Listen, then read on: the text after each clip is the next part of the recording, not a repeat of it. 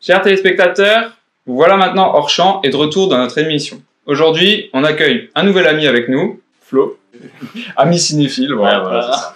Et le thème aujourd'hui est plutôt intéressant parce que pour l'instant, on ne l'a pas trop vu sur YouTube. Ça va être de parler du sexe et de l'érotisme au cinéma. Alors, moi, je vais partir sur un postulat de départ qui m'est assez propre, qui sera peut-être pas valable pour tout le monde, mais en tout cas, je sais que la plupart des films que j'ai vus, où il y avait des scènes à connotation sexuelle ou érotique, souvent elles étaient associées à la violence. Donc, je pense notamment à deux films de De Palma que j'aime bien, donc Dress to Kill et Body Double. Je pense à Crash, à Vidéodrome, à Sailor et Lula, où à chaque fois c'est quand même des héros, enfin des héros si on peut dire, des personnages principaux plutôt, ou des situations où va y avoir des meurtres, où va y avoir de la confrontation physique, où on va faire appel aux bas instincts un petit peu, Basic Instinct, on en parlera après, aux bas instincts des hommes, et donc ça fait un peu remonter leur côté animal, cerveau reptilien. Mais ouais, c'est vraiment le côté, violent de la chose qui est souvent représenté. Je pense aussi à tout ce qui va être slasher, etc., justement avec l'approche qui est que on en a déjà parlé, l'approche justement avec la Vierge, qui est un peu justement pure et qui n'est pas spécialement la plus touchée qui n'est pas du tout touchée en fait par le tueur. Tandis que toutes ses amies en fait meurent une après une, justement parce que elles sont justement impures, on va dire, à la société, quoi. Donc c'est assez spécial, et voilà pour un peu la côté violence. Après il y a plein d'autres films qui vont représenter ça aussi. Comme Maniac. Ouais, Maniac par exemple aussi, c'est peut-être t'exprimer un peu. Ouais, ou la sexualité du personnage, on va dire, ce qui peut lui procurer du désir, ça va être le meurtre. Ouais, voilà. Où c'est toujours dans mes souvenirs, il n'y a qu'un seul personnage masculin qui meurt dans le film, celui qui se fait exploser la tête au fusil à pompe. Ah oui, dans la bagnole, et le reste c'est que des femmes. Que des femmes, Enfin, du moins les scènes les plus marquantes, quoi. Alors, je sais pas du coup si vous êtes d'accord avec moi, dans tous ces films là qu'on vient d'évoquer, vraiment le sexe, il est utilisé pas pour éveiller un désir, tu vois, pas pour si tu regardes ça, que tu as envie, je vais dire n'importe quoi, mais de coucher avec les personnes qui t'intéressent, mais plus pour choquer, je trouve. Pour impacter le spectateur. Ça démontre une certaine violence, comme t'as dit. C'est sûr, mais après, Mais c'est quand même je trouve c'est intéressant, tu vois, que au final, il détourne limite l'usage du sexe normal pour choquer. Ouais, je suis d'accord aussi là-dessus. Après, le scénario du film aussi est basé un peu là-dessus. Ils accentuent justement l'horreur un peu du film via aussi du sexe qui peut être justement proche en fait de la violence. C'est de la violence physique en fait. C'est vraiment horrible. Il y a aussi, je pense à Irréversible où ça va être carrément un viol. C'est plus l'érotisme, c'est juste du viol pur et simple. Et ouais, en fait, c'est vraiment le sexe qui choque au cinéma, quoi. On l'en voit pas tout le temps, mais quand il est présent, c'est assez violent. Et on peut citer même des films plus anciens. Tu peux prendre L'Exorciste. Aussi, ouais. Ou une gamine de 12-13 ans qui se masturbe à coups de crucifix, c'était pas... Il fallait le faire. C'est un peu chaud. Pour l'époque, oui. Ou un autre film aussi produit par la Warner, qui, il me semble, n'a jamais été sorti on va dire en director's cut, c'est Les Diables de Ken Russell. Oui. Où des nonnes font une espèce de grosse partouze avec une statue du Christ. D'accord. Donc, il est beau aussi. Non, moi je l'ai jamais vu, j'ai juste vu des extraits sur internet. Il vaut le coup. Ouais, non, je m'en doute, j'ai vraiment envie de le regarder ce film pour le coup. Après, en vrai, c'est vrai que c'est paradoxal parce que en fait, le sexe est tellement tabou, je pense qu'au cinéma, en fait, les films nous viennent petit à petit, mais c'est pas les films dont on va penser tout de suite. Et mine de rien, je pense qu'il y a quand même un nid en fait de films sur le sexe, en tout cas avec un sujet sexuel. Alors il y en a beaucoup, ouais. Ouais, mine de rien. Il y en a beaucoup. Parce que je veux dire, il y a Kubrick qui en a fait. Ouais. T'as McQueen qui en a fait aussi. Kubrick, c'est aussi sur le sexe, mais c'est plus pour moi sur une espèce de... Comment dire, le couple qui se détruit aussi peu à peu, même s'il y a une grosse connotation. Mais voilà, c'est ça, c'est qu'au final, plus souvent, on va dire que les films cultes, c'est pas en tout cas les réalisateurs de films cultes font pas spécialement des films un peu là-dessus, et au final, si, on peut en trouver un peu dans toutes les filmographies des trucs à connotation sexuelle. Et parmi les films que vous avez vus, est-ce que, quel est celui qui vous a le plus choqué justement par ces scènes de sexe? Alors moi c'est Nymphomaniac. Précise quand même quelle partie. La partie 1. Parce qu'en gros, je trouve que One Tree, en fait, je sais pas si c'est moi qui l'ai ressenti comme ça ou si c'est le but du film, mais grosso modo, je trouve que les sentiments en fait de l'actrice, du personnage principal, ils sont juste retransmis en fait via ses pulsions sexuelles. Et en fait, elle ressent pas spécialement les choses, mais quand elle les ressent, la seule chose qu'elle pense à faire, c'est tout simplement en fait coucher avec le premier venu. Et moi, je l'ai surtout en fait compris au moment où elle perd son père. Et la première chose qu'elle fait, c'est elle vient et en fait elle chope l'infirmier qui est pas plus loin que la chambre, quoi, et elle se tape directement, quoi. Ah, mécanisme de défense. Ouais, mais elle est quand même un peu anéantie. Après, oui, je suis d'accord, mais je veux dire, elle oui, est après, je vois ce que tu veux dire, mais avant, elle pense à autre chose que voilà, c'est ça. qu'à pleurer et ensuite, elle l'explique, et derrière, elle se tape 8 mecs par nuit, etc., jusqu'à ce qu'elle se couche avec le mec qu'elle aime, et là, là, ça relance toute la narration, mais Jérôme, ça fait. Ouais, c'est ça, ouais. Mais en gros, je me suis dit, c'est ça qui m'a marqué dans le sens où elle a même pas d'émotion, et la seule émotion qu'elle arrive vraiment à retranscrire, elle le fait via le sexe, en fait. Franchement, l'idée est pas mal. Après, c'est peut-être, en même temps, c'est ce qu'est une nymphomane, je pense. Oui, une nymphomane, c'est ça aussi, donc le film est assez... Après, bon, je vous avoue que j'en ai côtoyé peu des nymphomanes, donc c'est vrai que de le voir en vidéo, de le voir en film, et de voir un sujet comme ça devant moi, c'était particulier. Et du coup, ça t'a vraiment choqué? En fait, c'était un choc, pas un choc de peur ou etc., mais c'était plus dans le sens, il y a des personnes qui peuvent en arriver à là. Ok. Après, c'est quand tu dis choqué, tout ça, c'est comment dire, c'est aussi un peu la signature de Von Trier. Oui. Beaucoup de ses films sont basés sur ça, sur la provocation. Je pense notamment à la scène d'ouverture dans Antichrist. Je sais pas si où il y a le gamin qui tombe d'une fenêtre et pendant que Charlotte Gainsbourg, qui joue aussi dans ce film, est en train d'avoir un rapport sexuel avec Willem Dafoe, je crois, c'est son mari. Il me semble, c'est Willem Dafoe. Voilà, quoi. Enfin, on va dire, c'est pas une scène non plus. Il y a parce qu'après, voilà, donc Nymphomaniac, je trouve, ça suit vraiment son cours, quoi. T'as pas tort, hein. Mais c'est juste que sur le coup, ça m'a un peu. Ok. Et toi, Flo, c'était vraiment une scène marquante? Moi, je dirais c'est l'exorcisme, mais parce que j'étais tombé dessus par hasard quand j'étais petit, donc du coup, forcément, ça me marque. De hasard. À quel âge? J'avais 8 ans, donc c'était pas... Ouais, mais après, je comprenais pas vraiment, mais ça m'avait... ça m'avait travaillé, je savais pas... Mais c'est ça aussi, tu vois, c'est là que ça parle aussi mineur à tout le monde. Bon, c'est un peu bizarre ce que je vais dire, mais dans le sens où, tu vois, par exemple, dans l'exorcisme, le cas de possession, tu le vois, mais... Non, mais vraiment, le cas de possession, tu le vois dans le sens où... tu peux le voir sans le comprendre, tu vois, tu peux pas comprendre, genre c'est le diable qui est spécialement elle, etc. Tu vas peut-être pas avoir peur de ça. Par contre, les mots qu'elle dit justement, genre au père Karat, si je dis pas de bêtises. Oui, c'est ça. Ça, tu vois, direct, en fait, tu comprends en fait la perversion de la scène et du personnage, tu vois, à quel point en fait elle est poussée dans le vice à cause de la possession démoniaque. Et là, tu vois vraiment que c'est sale, tu vois, c'est vraiment sale en fait ce qui se passe. Ouais. C'est vrai que moi, pour le coup, je pense que ce serait effectivement soit le film de Ken Russell, soit 120 jours Salo et les 120 jours de Sodome. Oui, c'est vrai. On a déjà parlé. Non, effectivement. Qui... Ouais, là, j'étais choqué. Voilà, tout simplement. Oui, je reviens sur ce que j'ai dit, ce serait plus Salo que l'exorcisme. Mais dans les faits, pour parler de Salo, on est d'accord, enfin, effectivement, on parle du sexe en général, mais est-ce que là, enfin, on a parlé d'irréversible en fait, c'est vraiment, disons, la perversion du sexe complet. Bah, là, c'est vraiment pour choquer, pour marquer, pour... Mais Pasolini était un peu comme Von Trier, quoi, c'était provocateur. Ouais, c'est ça. Alors, le point aussi qui peut être intéressant, c'est est-ce que vous pensez qu'ils font ça aussi pour l'aspect cathartique de la chose? Genre, en gros, on te montre les pires choses à l'écran pour que tu expurges, tu vois, tes pulsions et que justement tu les reproduises pas. Ou alors vous pensez que c'est pas forcément... Moi, je pense totalement. Après, ça dépend du réalisateur aussi, ça dépend de plein de choses. Oui. Mais en tout cas, certains de ces films, ça a été aussi le but. C'est forcément. Je sais pas trop. Après, je pense au goût de chacun, tu vois, genre, enfin, au goût de chacun. Ça dépend de chaque expérience, de chaque réalisateur. Je pense notamment à Andrei Volosky qui a réalisé Possession avec Isabelle Adjani et Sam Neill, où lui, il a écrit ce film, il me semble, quand il venait de divorcer, ça l'avait vraiment marqué. Et tout le film est basé sur la destruction d'un couple. Tout en ayant une approche un peu fantastique de la chose, quoi. Adjani a des relations sexuelles avec une créature Lovecraftienne, donc c'est ça aussi. Mais là, pour rebondir là-dessus, surtout ce qui est film fantastique aussi, il y a beaucoup de connotations sexuelles. Oui, totalement. Mine de rien. Je pense aussi justement à la Comtesse Noire qu'on avait déjà vu de Jesus Franco, je crois qu'il est sorti il y a très longtemps. En fait, le sexe, grosso modo, est connoté, mais c'est vraiment un film fantastique à la base, quoi. Je ne sais pas ce que c'est.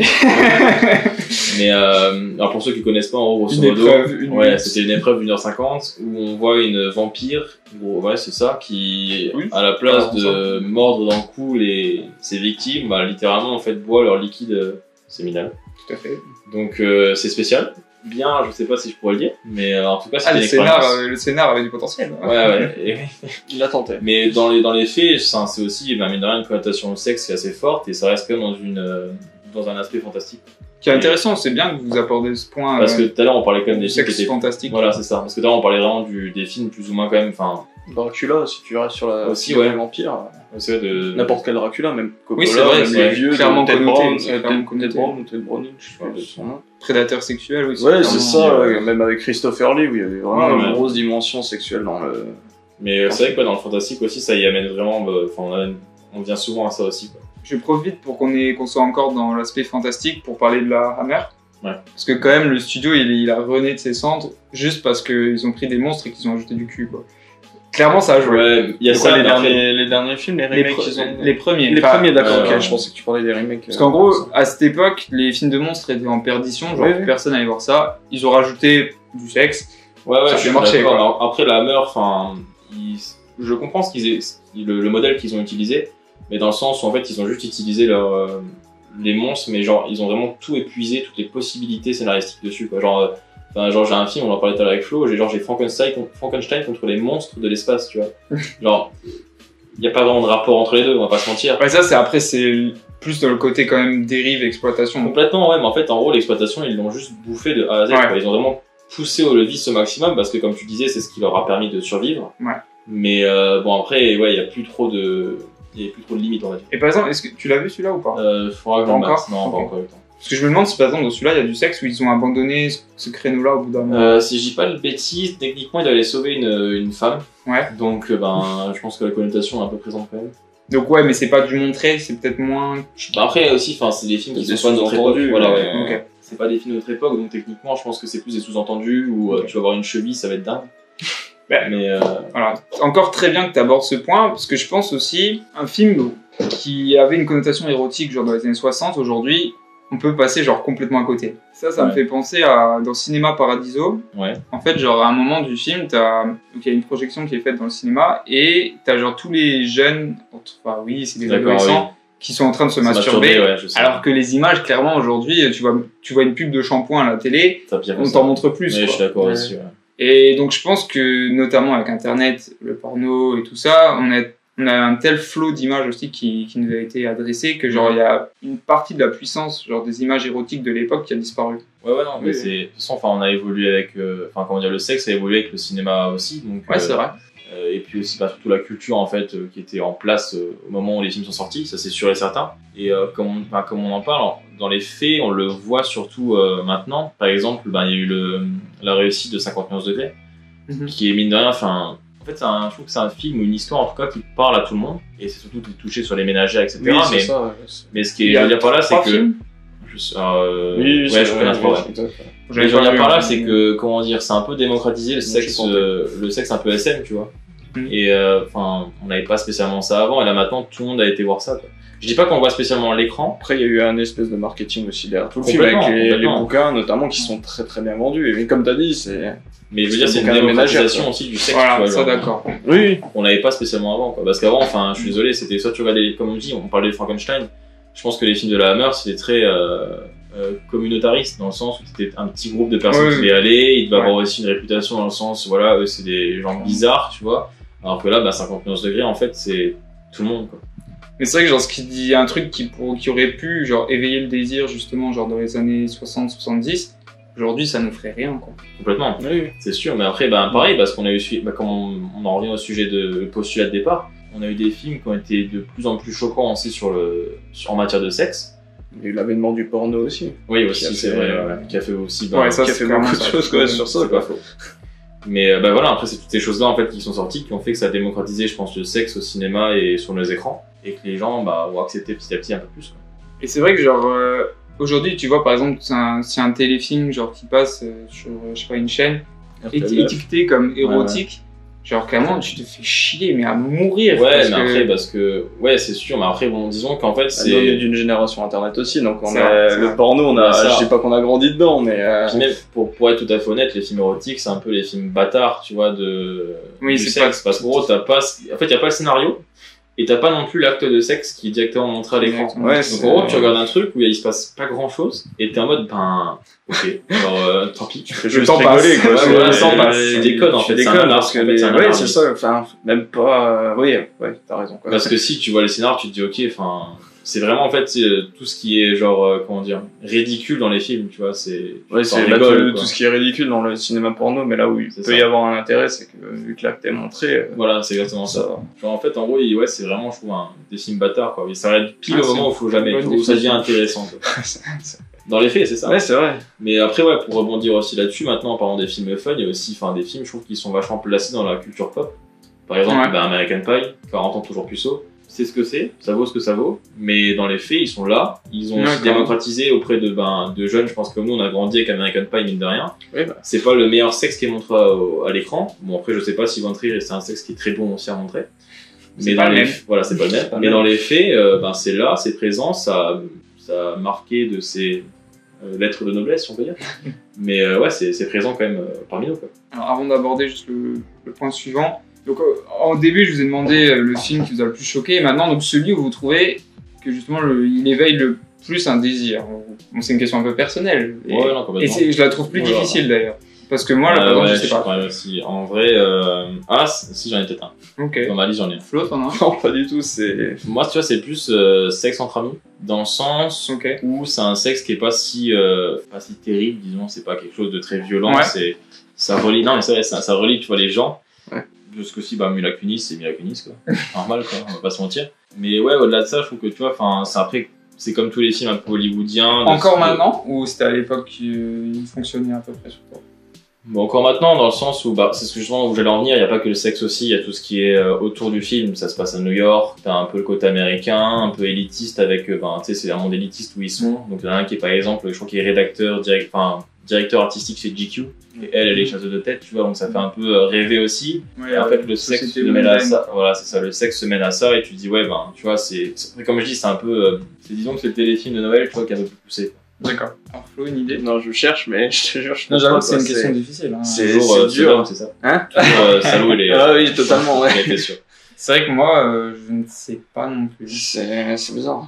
Ouais, peut-être le Loup de Wall Street, mais au final, pas forcément... En gros, pas à cause de la réalisation ou comment c'est fait, mais juste parce que je la trouve très jolie. Oui, d'accord. Mais après, là, maintenant, c'est plus sur une actrice. Oui, voilà, c'est plus sur le film. Enfin, c'est plus sur l'actrice. C'est intéressant ce que tu dis, parce que c'est aussi, mais d'un qui est vraiment... genre, il y a des films, par exemple, je vais parler de Ghost, c'est pas un film qui a spécialement des connotations sexuelles, mais d'un coup, en fait, il y a une scène qui se fait justement avec Patrick Swayze. Merci. Et justement, on sait de quoi on parle, c'est de la scène de la poitrine, genre qui est devenue juste complètement culte, et qui a une connotation, je pense, totalement sexuelle. Et mais le film est pas spécialement basé là-dessus, mais une scène peut juste en fait mettre dans le film dans une catégorie. Ok, d'accord. Flo, toujours pas, non. Je trouve pas, ça va être plus des actrices. Aussi plus des actrices que des films au final. Si moi, ça va être un exemple tout con, mais quand j'étais petit, c'était Astérix Mission Cléopâtre avec Monica Bellucci. D'accord. Mais après, c'est pas vraiment irréversible. Oui, mais non, mais là, c'est... Il y a aussi de rebondir là-dessus, des images, en fait, tu vois, justement, de cette envie. Par exemple, on parlait des femmes pour Patrick Swayze, comme tu dis. Et pour les hommes, c'était plus justement Basic Instinct avec Charleston. Genre, c'est l'égérie, tu vois, pendant des années, c'était l'égérie du sexe, si je puis dire, tu vois. Ouais, c'est rentré dedans. Et juste parce qu'ils ont fait des rôles. Après, Basic Instinct, c'est ce que c'est aussi. J'avoue, j'ai eu un peu du mal à rentrer dans le film, mais dans les faits, elle a quand même été ce qu'elle a été grâce à ça aussi, quoi. Ah, ça a joué dans sa carrière. Hein, et je pense que Patrick Swayze aussi, c'est pareil. Oui, bien sûr, tout à fait. Et donc, ouais, il y a des films, en fait, pas spécialement basés là-dessus, Basic Instinct quand même, oui, mais qui ont sorti en fait des têtes d'affiche et qui ont lancé des carrières.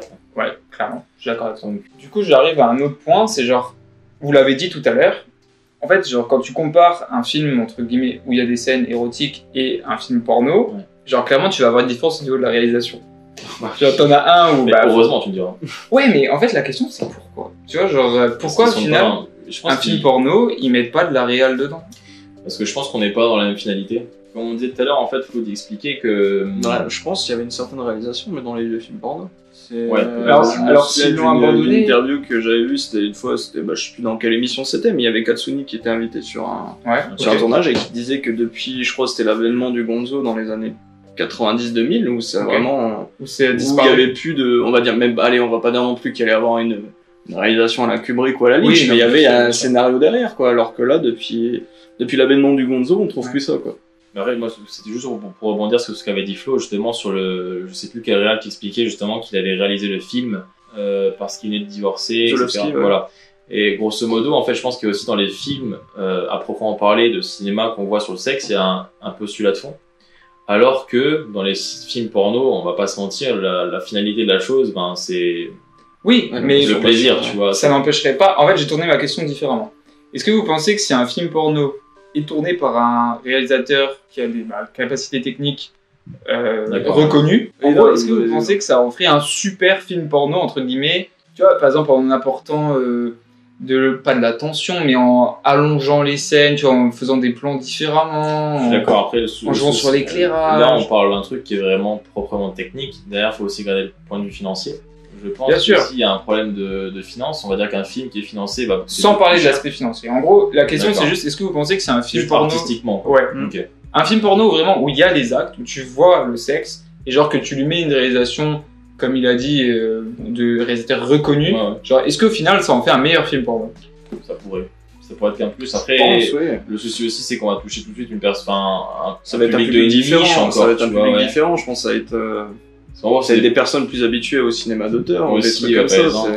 Mais moi, je sais que je trouve ça bizarre, parce que genre, on est d'accord, tu aimes bien l'action. T'as le choix entre genre une vidéo genre qui est faite par des amateurs, on va dire genre nous, complètement pété, et l'autre, t'as genre un George Miller qui te fait un Mad Max Fury Road. Mais d'accord, même si tu es pas sensible à la réalisation, tu vas préférer le Mad Max Fury Road, à moins que tu sois... Oui, je suis d'accord aussi. Alors pourquoi ce serait pas le cas avec pour rejoindre Flo aussi, quand on regarde Nymphomaniac, il y a quand même aussi des scènes qui ont quand même été explicites. On voit dans le train où elle est en train de faire une fellation au mec. Après, pour moi, le désir est pas Après, le film d'action, c'est aussi une autre, on va dire, je sais pas comment dire, non, je peux pas formuler, mais le porno a une autre, on va dire entre guillemets, utilité que le film d'action. Oui. Ouais, mais c'est pour le plaisir, et une personne qui va regarder un porno ne pense pas, je pense d'abord à regarder un... Ouais, mais après, oui, je vois ce que tu veux dire. Est-ce que tu vois, la réal va, au final, rendre sa masturbation plus agréable? C'est ça la question. Moi, je pense pas. Je pense justement, ça va plus à mon avis, ça va plus te faire captiver dans l'histoire, dans le film et tout ça. Et tu vas oublier, je pense, le côté porno du film. Et à mon avis, je pense que c'est ça. Je suis exactement d'accord avec vous. D'accord. Et c'est pour ça que je voulais arriver à ce point-là. Okay. Parce que justement, dans Eyes Wide Shut ou dans The Handmaiden, qui sont donc des films où il y a... En fait, c'est les plus belles scènes de sexe que j'ai jamais vues. D'accord. Mais pour autant, il y a zéro désir. Ouais, parce que je pense que c'est vrai. Je pense même pas que c'est ça qui va le créer en fait en filmant les scènes. Je sais pas. Mais alors du coup, c'est quand même marrant qu'on arrive à ce point où genre en fait la réalisation est un peu antagoniste du désir. C'est marrant, je trouve. Ouais, c'est pas faux. Ouais. Ouais, comme je le dis Peter, je pense juste qu'en fait, en gros, ils veulent pas spécialement filmer le désir. En fait, ils veulent peut-être te mettre à l'écran le désir des personnages, mais pas spécialement te créer ton propre désir. Pour rebondir sur 51 degrés, par exemple, il y a quand même, enfin là, par exemple, c'est assez étrange, mais il y a des désirs qui se créent, tu vois, par rapport aux personnes qui regardent le film, tu vois. Pareil pour la lecture. Ouais, bah franchement, enfin, combien de fois, gros, tu t'avais plein d'articles sur les femmes ou les hommes aussi qui lisaient les bouquins et qui disaient waouh, là tu vois, hop, j'ai envie de faire ça avec ma femme, mon homme, etc. Ok, t'as pas tort, ouais. Et ça, en fait, ça ouvrait un peu les désirs des personnes parce qu'en plus c'est des choses que je pense les gens un peu lambda font pas spécialement, tu vois, et c'était un peu un sexe qui était autre, qui était pas habituel. Il est un peu plus épicé, on voilà, va dire. c'est ça. Et je pense que c'est pareil pour le cinéma, tu vois. Ouais, je sais, mais je sais pas, en fait, c'est vrai que quand j'y ai réfléchi, j'ai trouvé ça vraiment marrant qu'au final, genre, quand ton but c'est le désir, ben, t'enlèves tout le reste, en fait. Ouais, je suis d'accord aussi. C'est marrant. Pour lui désir des films porno, on est d'accord. Désir même en général. Genre, moi où je veux en venir, c'est. Tu vois, on a eu du mal à trouver des films qui nous ont fait éveiller un désir. Je pense que ça dépend de notre truc. Après, ça va être vraiment de la psychologie de comptoir, mais vu que nous, on a été, on va dire, entre guillemets, habitués au porno tel qu'on voit sur Internet et tout, si ça se trouve, pour les réalisateurs, tout ça, enfin, les réalisateurs qui ont réalisé certaines scènes qui peuvent être qualifiés de pornographie avec leur réalisation, peut-être chez eux ça va éveiller un certain désir, mais pas chez nous. Je pense que c'est une espèce de sensibilité qu'eux ils ont, que nous on n'a pas, aussi peut-être parce que eux ils ont en général, c'est des vieux réalisateurs, comme par exemple quand tu parlais de Eyes Wide Shut avec Kubrick, où lui n'a pas vraiment grandi avec le... Je pense pas qu'il ait connu le porno que nous on connaît actuellement. Ouais, donc je pense qu'il y a ça aussi à voir, c'est une époque différente, et puis c'est une question de sensibilité à mon avis. Je suis tout à fait d'accord avec toi. Donc on n'est pas prêt de voir un film au cinéma où vraiment le but sera de... Dans les faits, dans les faits, ça existe. On peut être surpris en vrai. Il peut en sortir un. Après, le problème aussi, c'est qu'il va diffuser ça au cinéma, quoi. Bon, ça en soi, non. Regarde avec Nymphomaniac. Ouais, alors il a quand même été charcuté.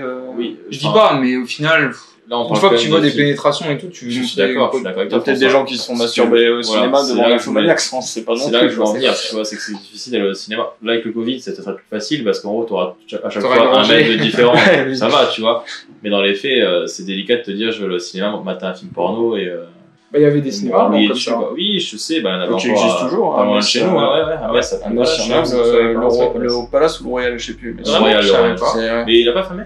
Je crois qu'il a fermé. Je sais plus, j'étais étudiant, je passais devant. C'était un des derniers cinémas porno, de France. Ok, bah vous m'apprenez. Ça aurait été intéressant. Et sur en 2015, il était encore ouvert, ça. Je passais devant. Et après, même au-delà de ça, on peut revenir encore plus loin, mais je sais quand même les sex shops qui justement aussi font des diffusions de films, tu vois, alors enfin... Ils partie, on va dire, mais... Ouais, dans la boutique, ouais. Tu peux voir des films. Bon, c'est pas des films, on va pas regarder 2001 l'Odyssée de l'espace, hein, mais. Oui, dans un sex shop. Ouais, voilà, mais ça reste quand même des diffusions de films et tu peux quand même aller voir. Ok. Alors, bon, question toujours aussi générale, à chaque fois je demande un peu vos opinions. C'est donc, on a fait la scène de sexe la plus choquante, celle qui avait le plus de désir. Partons sur la préférée, tout court, celle que vous aimez le plus. Ça demande réflexion, je pense que ça va rester sur Sexe entre amis. Encore sachant que c'est celui qui me provoque peut-être le plus de désir ou le plus d'envie, techniquement, ouais, je pense que c'est là-dedans que ça va se jouer. Je pense que c'est la scène au tout début quand ils commencent à coucher ensemble en tant qu'amis. Parce qu'en gros, tu sens la nonchalance, qu'il n'y a pas de répercussions en fait sur leur vie à eux deux. C'est la simplicité en fait. Tu vois, genre c'est le côté primaire aussi quand on parle depuis le début, mais pas le côté violent en fait, pas le côté pervers de la chose, plus le côté on le fait parce qu'on a comme un match de tennis. C'est les instincts primaires. Il le compare à un match de tennis entre amis, c'est exactement ça. Un match de tennis entre amis. Je trouvais ça assez joliment dit. Après, c'est pas. Pour le sport, quoi. Ouais, voilà, c'est ça, pour le sport. Se maintenir en forme. Moi, je pense peut-être à une scène, c'est. Après, pour revenir à ce qu'a dit Thomas par rapport au côté bestial, je pense notamment au film Le Nom de la Rose. Le jeune. Je sais plus, le novice, je crois qu'il est joué par Christian Slater, qui à un moment a un rapport sexuel avec une paysanne, ouais. Et ça vient d'une manière vraiment animale, quoi. C'est, je sais pas vraiment comment expliquer. En fait, ça vient à un moment dans le film où elle se planque dans le monastère, et lui aussi, et puis à un moment les deux se rencontrent, et puis là il y a la scène, mais ça vient d'une manière, je sais pas comment dire, vraiment très animale, quoi. C'était. Après, Le Nom de la Rose aussi, le sujet se passe dans. Comment expliquer ça? Ça se passe aussi, dans un monastère, tout ça. Ça se passe aussi dans des temps très anciens. Et disons qu'à ce moment-là, je pense que le sexe, c'était pas quelque chose qui était non plus pour le plaisir comme on le retrouve maintenant. Oui, c'est la religion, notamment. Ouais, ça pouvait jouer aussi. C'était très primaire dans le sens où l'homme et la femme, tu vois. Alors chacun avait son rôle. Et c'était comme ça. Des enfants, notamment, ça, pas de plaisir. Voilà, c'est ça. Mais je trouvais que c'était assez intéressant la manière dont ça a été mis en scène dans le film. Moi, perso, je repartirais sur The Handmaiden, qui... clairement, c'est là que tu vois que la mise en scène, tu vois, ça a un impact parce que tu mets, c'est une scène lesbienne d'ailleurs, entre deux femmes. Et c'est là où tu vois, genre, quand elle est faite dans un film porno, comme on peut en voir des tas, et genre là où t'as une lumière incroyable, le cadre il est à la perfection, enfin t'as jamais vu ça, quoi, tu fais ah d'accord. Et tu vois, j'étais même pas, ah ouais, elles sont belles et tout, c'est juste joli en fait, c'est juste esthétique. C'est quasiment en fait la photographie qui t'a.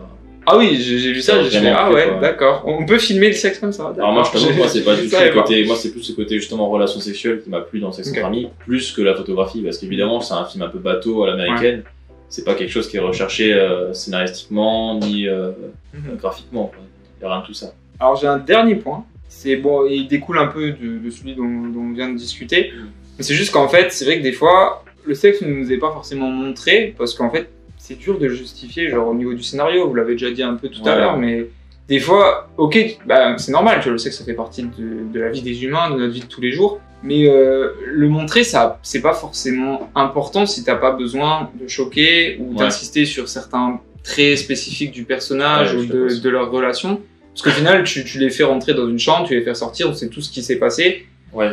Donc c'est pour ça que des fois, je pense que c'est même pas par puritanisme ou quoi, mais c'est juste qu'ils n'ont pas besoin, comme vous l'avez dit tout à l'heure. Est-ce que tu penses que c'est plus par en fait un plaisir du scénariste ou du réalisateur de montrer ces scènes-là?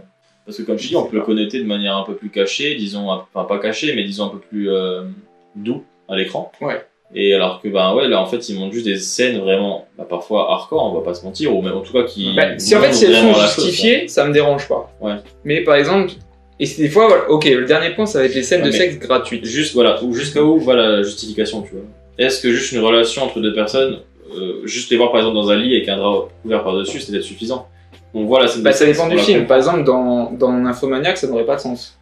Non, ouais, après Nymphomaniac justement, comme disait Flo tout à l'heure, je trouve que ça montait crescendo par exemple. Oui, au début c'était assez calme, et pas vraiment de... c'est normal, au début elle a 4 ans. Oui, ouais, je pense ça, mais après elle grandit quand même assez vite, et même en étant jeune, enfin je suis désolé, mais la scène de son D+, là, si je dis pas de bêtises, enfin elle est quand même spéciale, elle est genre un peu... Avec Shia LaBeouf. Ouais, Shia LaBeouf, ouais. Et genre, Jérôme, quoi, le personnage qui et genre, enfin je suis désolé, mais tu dis que la gamine elle a quoi, peut-être 11 ans. Et là pour moi c'est genre 15 ans je crois. Ouais, 15 ans. Plus que j'aurais donné 11 ans. Mais je veux dire par là que dans le sens où, genre elle est... non, mais après dans les faits, quand elle l'explique dans le film, on dirait qu'elle est c'est depuis la naissance, quoi. Genre elle est... Oui, clairement, mais il y a une connotation même quand elle se laisse glisser sur le carrelage. Moi ce que je veux dire, tu vois, c'est genre... C'est même assez gênant je trouve. Ouais, il y a ça. Et en plus de ça... Moi je sais pas, j'étais pas non plus en train de me dire cool. Je trouve qu'elle est genre...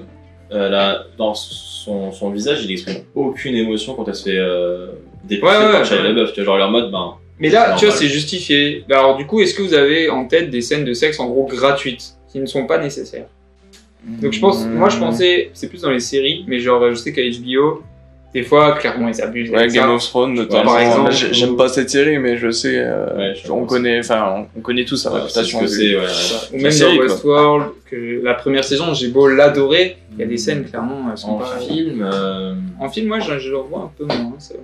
En film moi c'est plus des scènes de nudité, tu vois, je pense qui vont pas spécialement par exemple c'est juste mettre des actrices. À quel le film dernièrement que j'ai vu c'est très bête, c'était dans Freddy. Et mais là il y a le côté slasher aussi. Je pense que je suis d'accord aussi, mais genre en fait en gros il y a un moment qui m'a pas choqué, mais en gros je me suis dit pourquoi est-ce qu'ils ont fait ça.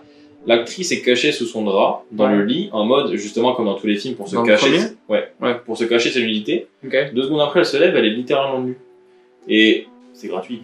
Ouais, mais là je pense que c'est un peu comme tu vois avec la Hammer et tout, en gros ils savaient que c'était souvent des films pour adolescents, du coup ils mettaient un peu de sexe parce qu'à l'époque...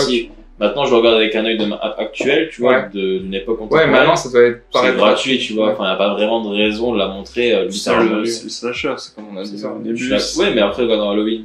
Bah, si, au début, quand il y a sa sœur, elle est pas nue. Enfin, on voit le petit copain descendre, mais il y a un moment où Michael Myers tue un couple juste après que les deux aient eu un rapport sexuel.